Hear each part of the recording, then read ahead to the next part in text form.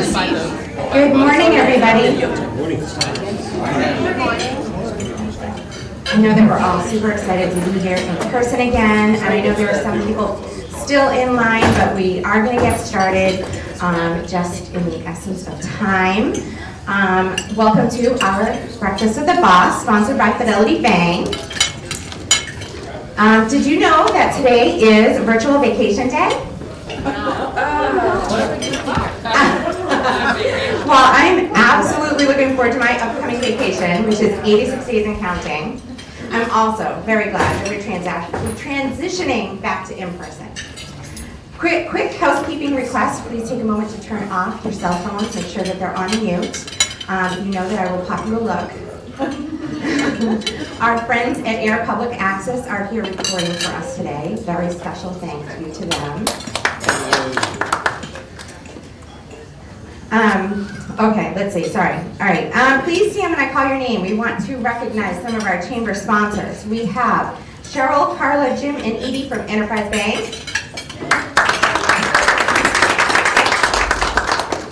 I did not see John Jarvis from Jarvis Board. Okay, Megan's giving me the no. Maria Milliken from Murphy Insurance Agency, also a no, head nod. Chip Detwiller from Phoenix Park. Laura, Chris, and Jonathan from Rollstone Bank and Trust. And Steve Roach from UMass Memorial Health Alliance Clinton Hospital. I would be remiss if I didn't take a second to recognize our members of our board of directors that are here today and also amazingly supportive to the chamber. Jose from J&S Business Products. Jessica Strinkin from Mass Development. Lori Massiello from Massey Systems. And Colleen Clark from Mount Wachusett Community College.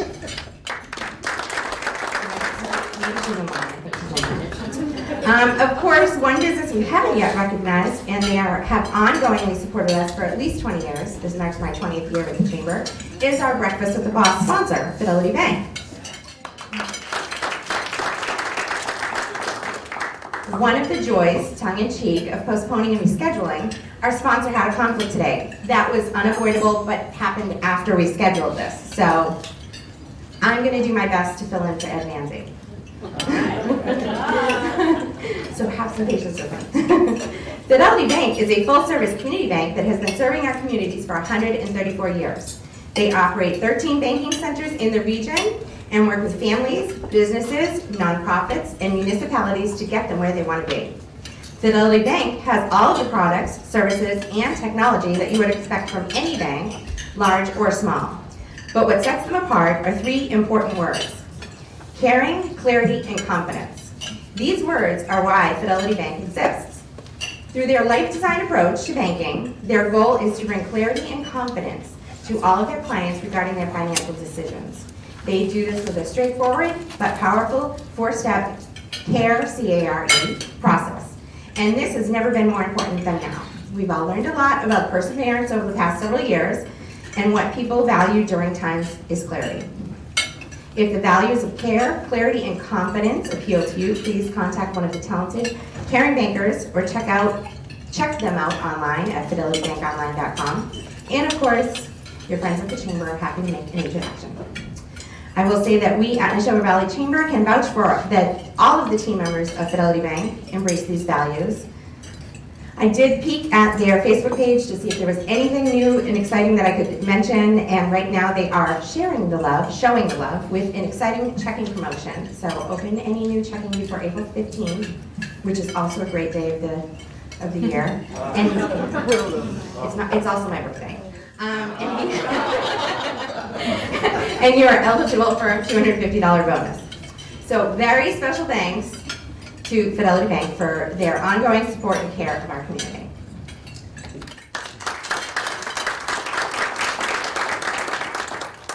If you've not yet been to one of our in-person breakfasts this year, you know that we've added a member recognition presentation to our agenda. One of the things that a great boss does is offer recognition, and so it seems only natural to recognize businesses that are contributing to the success of our region. So today we are going to recognize 3 businesses that you will quickly recognize as leaders in the community.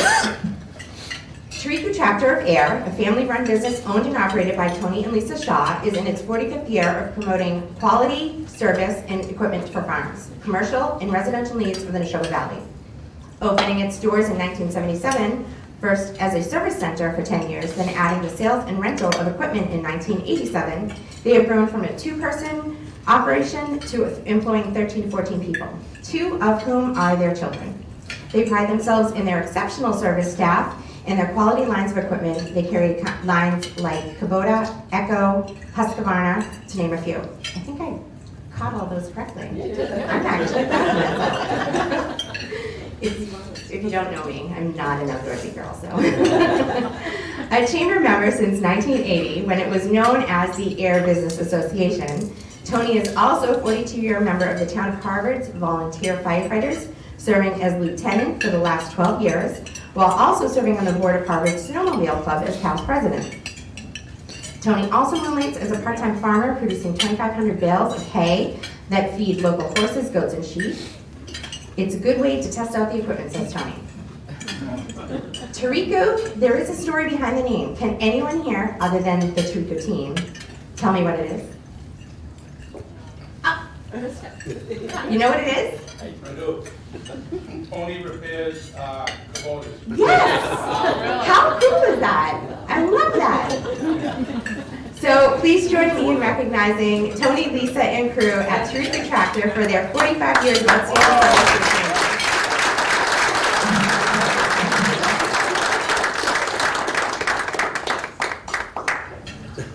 And Megan's going to grab a photo.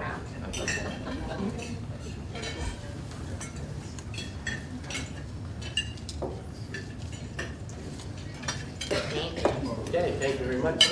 It's been great to be with the chamber for all these years, and great to have all you folks as customers and stuff. And, we started out just as a repair service, just repairing lawn and garden equipment. And in 1987, we took on Kubota tractors. It's just a little diesel company that made goofy little machines, and now we're head-to-head with John Deere. We're one of the top companies in the area. I just wanted to share a little story with you. When we were looking for a new line to take on, my wife Lisa and I were looking at it and I said, geez, we got to take on Kubota. I don't know diesel tractors, I don't know how to sell a tractor. And I said, well, we'll work with them. Well, over the years, Kubota's grown, we've grown with them.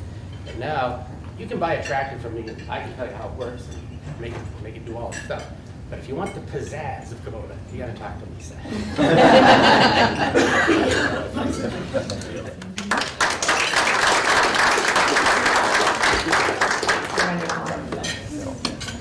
Revitalized on the banks of the Squanicook River from a host of previous incarnations, including Tarbell Saw and Grist Mill and the Groton Leather Board Company, RiverCourt has been filling a vital need in the area for 20 years in the form of 19 independent units, 41 assisted living units, a memory care wing for 23 residents, and respite services.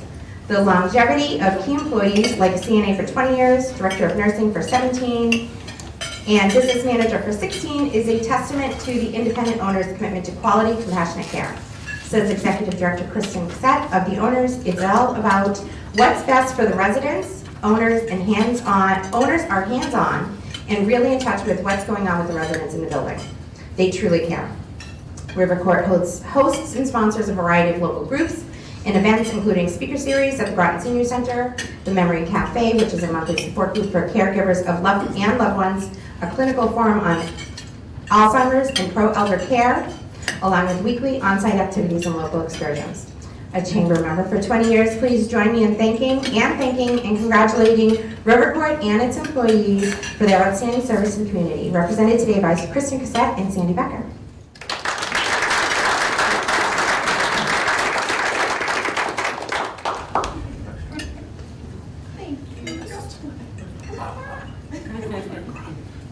Pretty much said everything for us. Oh yeah, Sandy. Thank you. Thank you. Thank you.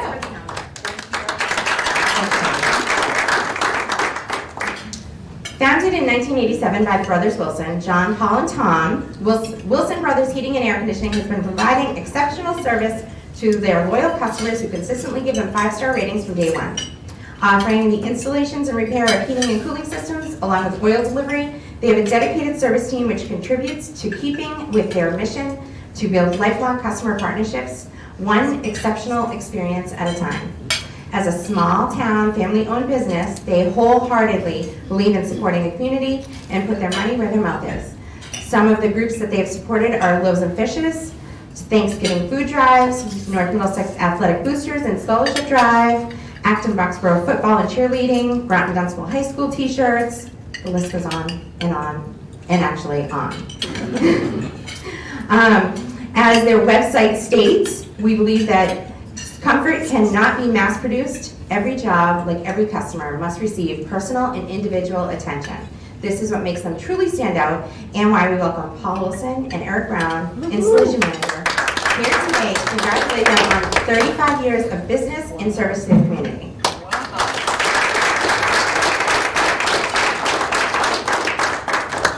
25% off for everybody here?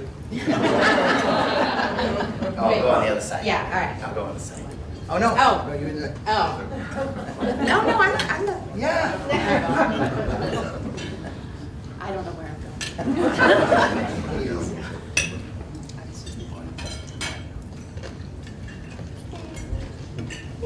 Thank you so much. On behalf of Wilson Brothers team, thank you very much. It's been honestly a privilege to serve this community, so thank you very much.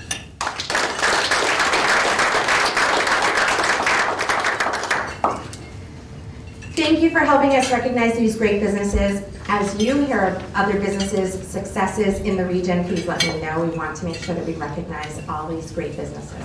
Okay. We should play a game. How many times can Melissa say businesses? We do have mimosas in the back of the room.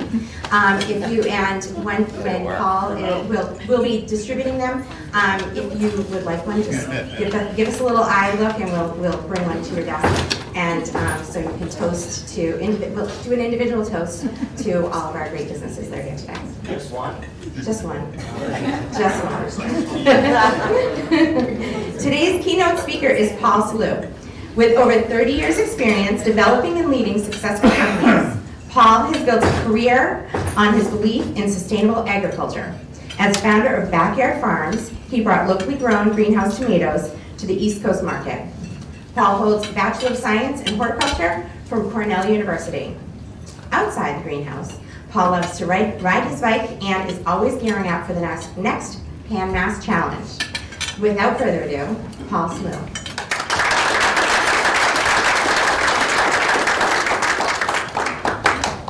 Okay, good morning. Thank you for the opportunity to come and say a few words today. So, yeah, production agriculture.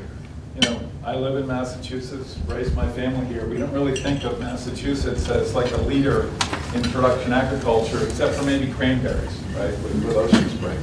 But we've turned Evans now into the world leader in baby leaf lettuce grown hydroponically, with the success of our business in starting here a little over 6 years ago.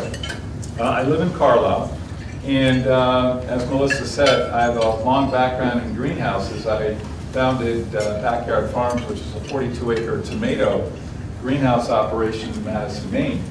And that is about a standard size. If anything, it's a little bit on the small size for tomatoes. So it's when I was tired of traveling up to Maine and to the greenhouse, because I wasn't going to relocate my family, I said I'd like to do something here more locally. And I looked at lettuce as the next, significant crop that had not really been figured out in a hydroponic production system. And head lettuce is one group, but I decided to focus on baby leaf lettuce. And really, when we got started 6 or 7 years ago, the only really operating systems in the world that were producing that, believe it or not, were in Finland. And I, had never thought I would ever go to Finland, but I went to Finland, and I saw operating systems in this small little, Nordic country, and I said, this is special. We can bring this into the United States. And basically I have to find a site. And a friend of mine in the States said, Paul, you should consider Devon's. And I said, that's really interesting. I don't really know much about Devon's. So I went out there. Roy, good to see you. Peter, good to see you. So these are the first two gentlemen that I met when I came out here. And I got an overview of Devon's and the unique opportunities to locate a business here, available land, the unified permit, and then as a startup organization, the ability to get financing through mass development.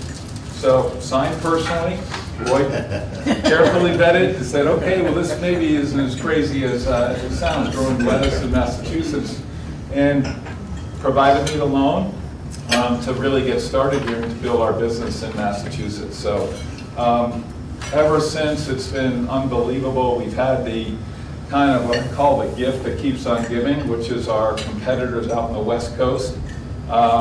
They basically, between Listeria, Salmonella, and E. coli 0157, it has been a litany of annual recalls, and it's just not a controlled environment production system. So if you look at what we do at Little Leaf and come up after me, I'd be happy to give you a tour. It's not open to the public, but for friends, we can give tours. It's a controlled environment. We grow the lettuce, obviously year-round. We have over 14 million plants in the greenhouse at any one time. And basically, the water is disinfected. The rainwater that we capture on the roof is the source of our irrigation.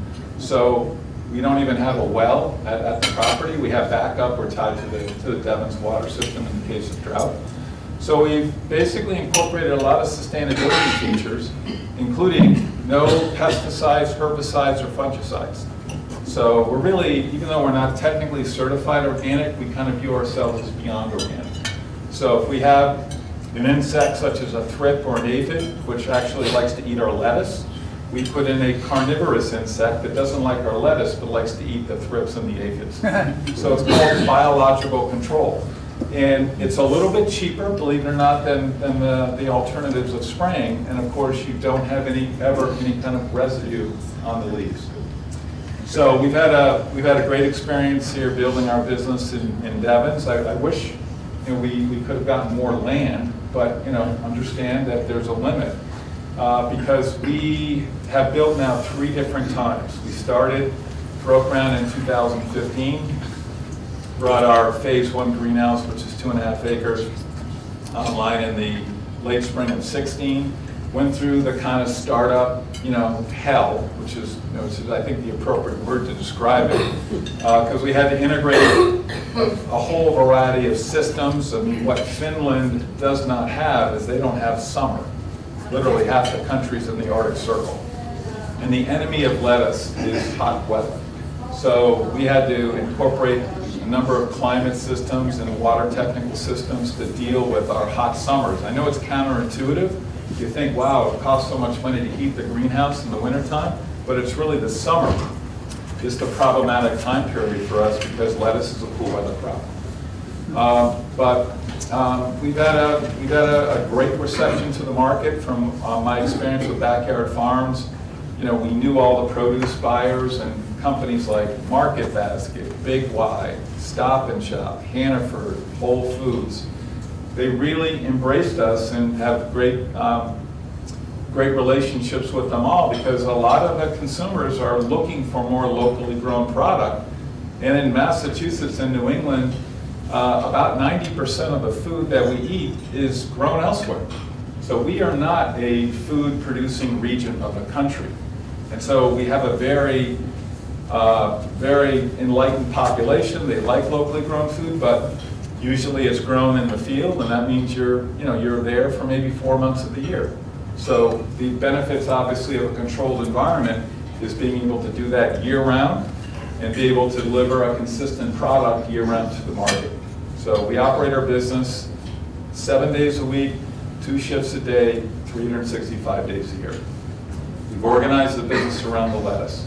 So the lettuce is always growing. The lettuce is not taking a day off. The lettuce doesn't recognize holiday, vacations, etc. So we've had to, organize ourselves around that, and it's worked for us. So very grateful for the support we've gotten here from Devon's, from Mass Development. And also very grateful to the support we've had from the retailers and the consumers. So our biggest issue right now is we're oversold, so we don't have enough product. And again, there was another recall about 45 days ago. I think it was a listeria. It's just you pick your pathogen, and sort of the West Coast guys, they do a good job of not being able to manage that. So what happens is the retailers literally have to take the product off the shelf, throw it out, get in a fight with the producer about, well, you accepted the product, so, and the retailers have had it. They've just had it. So right now, about 95% of the market is still being supplied from the West Coast producers, and about 5% are from what we call controlled environment agriculture. We believe in greenhouses. We believe in greenhouses because it's a more sustainable way of growing. The sun is free. The sun provides the full photosynthetic spectrum and helps heat the greenhouse in the fall, winter, and spring. So I know that sounds very obvious, right? But literally $2.5 billion has been invested in vertical farms. And vertical farms in the United States, vertical farms are grown indoors without the sun. And America is an amazing country, how we're able to finance the next wave of technology. We don't see that winning out in the end. We see the fact that buying expensive grow lights, paying the electricity to run those grow lights, paying the electricity to run the HVAC systems to control that environment, we view greenhouses will win out in the end. And so that's our focus. And right now our next facility is being built in Northeast Pennsylvania. We would have loved to build more, but we would have to find another site in Devon's, which might still happen at some point. But we are building a facility right now in Northeast PA, which will be coming online in the next 3 months. And our strategy is just basically focus on the eastern seaboard, stay as far away from the California guys as possible. In addition to their food safety issues, they're over 3,200 miles away from Boston. So one of the reasons why people have enjoyed our product is just better. It's a better product than what you can get from the West Coast guys, and it's kind of amazing. If I was waking up every day and shipping my product to California, it's a significant logistical challenge. And so they're managing that, but that means you don't get fresh lettuce here in the East Coast, and especially New England. And so freshness and produce is kind of a really important concept, and we kind of view that building these facilities on the perimeter of urban markets the way we've done here, 45 miles from outside of any major city, you have land available in the United States. We call that peri-urban, and we think that with high technology systems like what we're doing here at Little Leaf Farms, this is going to be a model to help transform the food system. And remember, as kids, especially the older folks here, we used to have farms outside of the cities, right? I live in Carlisle, right? All those were all farms feeding Boston. And so I don't think those are going to necessarily be able to feed the cities anymore. But with what we're doing, we're getting about 30 times the production per square foot as you are in a field.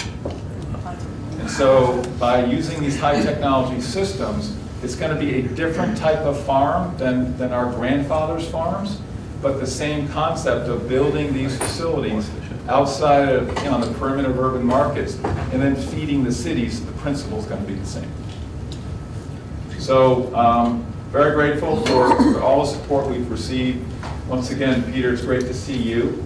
And Roy, it's great to see you, a couple of old friends. I've just received tremendous support, and so grateful for the opportunity to build our business here in Devon. So thank you very much.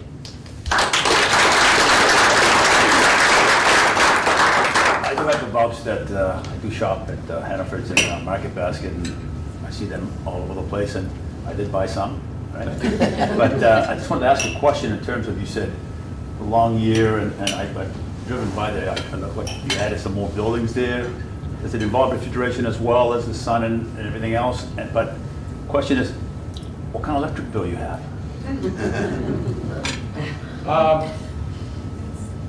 Energy right now is I look at it as a percentage of sales, low single digits.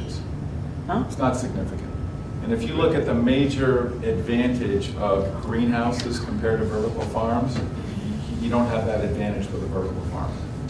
So we do have grow lights. You know, they're high efficiency LEDs. They don't consume that much electricity. I think I buy a fair amount of electricity from Devon's. I mean, but it's ultimately, is it an economic driver to your business? Does it? And the question is that it's really not. So. Plus, Devon's utility still has some of the lowest rates around. Another reason to. So from start to finish, how long did it take to grow the lettuce? Good question. So we have in 39 different growing lines, and each line's got about 2,400 different grow gutters. So what we do is we move out about 100 gutters per day per line, and then that means that equates to about a 24-day growing cycle. Can go to 25 in the dead of winter because we don't put the grow lights in to have the equivalent amount of sun as you have in June, right? But and then whatever we take out, we bring in the newly seeded gutters in an automated system. So you come to see our greenhouses, there's no people in the greenhouses. You know, our employment is in the packaging, the truck drivers, the forklift drivers, the sales, marketing, accounting. So that's where we employ people. Yes. I'm a big fan of your product ever since you guys started. Do you see any direct competition for the controlled environment greenhouse Yes. coming in? Yep.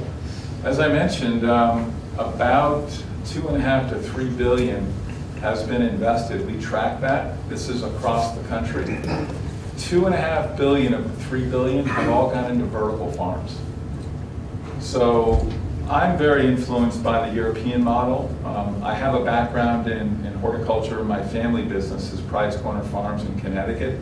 It's the largest agricultural business in Connecticut. My brother Mark runs it, employs about 1,000 people. And he grows everything that you plant outside your home. So literally 2,000 or 3,000 different kinds of plants. So I've been traveling to Holland for a long time. And anyone who's been to Holland, they have an unbelievable greenhouse industry over there. We're the largest exporter of food in the world by far, the United States, but a shocking statistic for me, Holland's #2, and they have a population of 17 million people. So they have 25,000 acres of high technology greenhouses in Holland, and they grow flowers and they grow all sorts of vegetables. But what you don't see in Holland, vertical farms. Small country, huge population, expensive real estate, massive market all around you, but they've not looked at vertical farms. And that's not to say vertical farms might not be successful. In the United States, we're able to finance, more moonshot ideas. That's one of the strengths of our country. Maybe it'll work out, but our money is invested in the greenhouse platform. Yes. Paul, my wife won't buy anything but little leaf lettuce, and we have it almost daily. Love it. So you've got a fabulous product. The thing that drives me crazy is having to go to the dump with the plastic containers that are bulky. And is there any alternative to that? It's a beautiful packaging, but it's a pain in the neck and plastic. Great question. So it's manufactured in Leominster from Easy Pack. It's made from #1 PET, 100% recycled post-consumer PET. PET is also the most widely recycled plastic polymer in the world. It's what water bottles are made from, and it almost can be infinitely recycled. So we say this to people a lot. We get, that's one of the few complaints that we get, exactly what you articulated. And we started with a bag. Again, on the idea that we'd be using less plastic. But in the United States, unlike the European market, those tubs, they dominate. And all the retailers told us, Paul, we really would like you to change the packaging. So we changed it. We tried to do as good a job from a sustainability standpoint as we could by making sure all of it is made from 100% post-consumer recycled PET. But the reality is if your town doesn't have a recycling program, it will either end up in a landfill or some sort of incineration. So ultimately, it's the recycling infrastructure at the town level that has been the problem. So I should continue taking my plastic containers to the Groton dump. Recycle. Is it center. recycled? Recycle. Okay, no, it's gonna be recycled. And we literally, I hired an intern, and I said, listen, I wanna absolutely make sure, I want you to follow the plastic, literally, from the recycling station, and I want you to give us a report.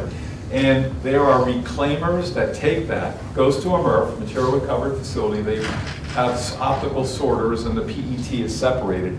Then it goes to a reclaimer that grinds it and washes off any label and everything, and then that's resold to Easy Pack, and they basically, convert that into a new tub. But plastic for some reason, microplastic pollution in the environment, the plastic patch in the Pacific Ocean, and people don't like plastic. It's the sort of material that we love to hate. Do the plastic bags, are those recyclable? Oftentimes they're laminated and made from non-PET, and ironically, they're even though there's less plastic, right? So it's a lower carbon footprint, but it's not as easy to be recycled. So when you really look at this whole thing, you really have to, analyze it. I feel like for myself, I'm more likely when I have a bag, I just throw it in the trash. But when I have like a plastic or a glass, Yeah. I look at it and I say, how do I recycle this? But your tub is being recycled. And I presume it keeps fresher. I presume the plastic Well, keeps it it's, fresher. again, I was in Europe last week, and I went to the Dutch supermarkets. They don't have these tubs. They have them all in little plastic bags, so it's less plastic. But, it's a different retail environment in the United States than Europe. So that's what our customers want, and so we're delivering. But then we do have issues on sort of the plastic issue in general. I as well only eat your lettuce and have been for 3 or 4 years now. But I'm curious, how many employees did you start with and how many do you have now? Well, we started, it was sort of the typical kind of crazy startup. I brought over a grower from Holland, because, the Dutch, again, have this amazingly sophisticated, and we're really field agriculture in the United States. So I brought our sales guy over from Backyard Farms, and I don't know, 15, 20 people. Now we have close to 120 people, and we're going to be doubling, our employment when we open Pennsylvania. So, and we're hiring the young university graduates from places like Cornell and other, leading agricultural colleges, and who have degrees in plant science but have no practical greenhouse experience. And working under our head grower, Peter Sloman, we call it growing our growers. There's a shortage of growers, really greenhouse growers in the United States right now. Yes. How does your water consumption compare with field? About 95% less. So we capture all the water that falls on the roof, and we basically, it goes to lined basins, which are adjacent to the greenhouse. We are connected to the Devon's water system, and it's kind of an interesting little factoid. We love rainwater. That is the best source of irrigation water. Before we bring it into the greenhouse, we UV disinfect, so using light to basically kill off any potential microbes or contaminants. But we have a backup to Devon's, and what we have found, human water is not clean enough for us because they use sodium hypochlorite to disinfect. You might smell a little bit of chlorine on that. Well, that's a chloride and a sodium ion, and plants don't like those. So we literally have an RO system, reverse osmosis, to basically filter the Devon's water, because even though it's good enough for humans, it's not good enough for our plants. It's very, very good for humans. We're investing millions of dollars. We're required to put of the disinfectant, it's a regulation, right? So it's just, that's just the way it is, but our plants, that's a different story, higher standard. Hi, Paul. Right. Just curious, I know you mentioned you're expanding and you'd like to expand here if you could. Are you actively looking, would you consider anywhere outside of Devon's? Talking to Mika, there's others. I mean, right now our focus is R&D. Okay. There's one crop that has not really, the code has not been cracked yet for hydroponic, and it's spinach. It's very susceptible to a certain root disease called Pythium, and as a result, it's really only exclusively grown in the field. So we've developed an R&D team, and we're looking for a site that we could do a small R&D greenhouse, and we really would like to crack the code in spinach. That's cool. We would love Be able that to find too. that. Yeah, I'm talking to Mika. Okay, good. Tell Mika he's got to get back. Could you bring tomatoes to us? Well, you know, I did this at Backyard Farms up in Madison, Maine. We had 42 acres of tomatoes, and the idea was very similar to lettuce, right? Keep it local, so you basically have a slightly more ripened tomato, and that translates to higher Brix content, which is sugar, so it's a higher quality tomato. But right now, you need to have at least a 50-acre site if you're going to be competitive in tomatoes. It's tough to do this, even in Devon's, to find 50 acres to build a greenhouse. And also, right now, the global tomato industry, hydroponically, is affected by a virus that is really like having significant issues globally, right? It's sort of like it's cutting down yields 30 to 40%. So we're happy with lettuce. You're doing a great job with it. Yeah. I think we all agree it's the best part about it. It's fresh, it's crispy, but there's no waste. Yeah. Which is great. Yeah. And food waste is a big deal, right? I mean, you look at the data, and supposedly from the supply chain through post-consumer, about 35–40% of the food that we grow is wasted. Yeah. So that's a whole really benefit of growing local. You don't have that same amount of food waste pressure. All right. Was there anything on your presentation that you wanted to? Okay. Just some pretty pictures. Okay. All right. Wow. Thank you very much.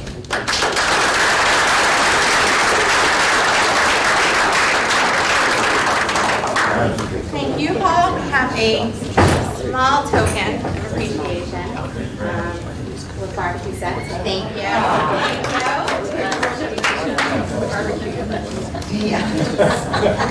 So in closing,